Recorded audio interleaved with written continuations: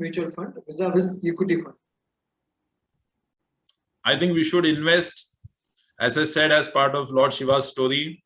We should always have the asset allocation in place, very, very important and crucial. We should have equities, we should have debt, we should have gold. So there are two ways. One is you do a tactical allocation. So from your question, it is more of a tactical allocation is what I'm able to understand. Can I sort of time the market?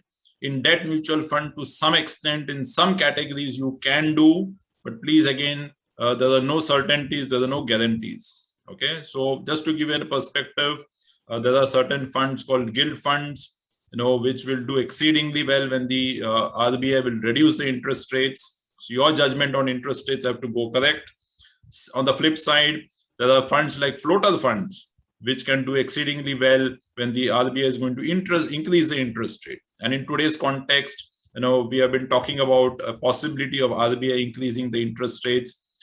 We thought that can happen 6 months before. It has still not happened. So again, see, what I'm trying to say is those judgments may not necessarily pan out the way we think it is going to pan out. Okay, and therefore those are tactical allocations. You need somebody who can guide you on those tactical allocations. From a long-term perspective, wealth creation perspective, you should definitely have debt mutual fund in your portfolio. Again, as I said, when I made those sessions, when I showed you the slide on asset allocation, what is the right percentage? Mr. Ramlingam will guide you. What are those funds which are suitable for you? He will be able to guide you. But I'm just giving you an overall perspective, okay, of what can and should be.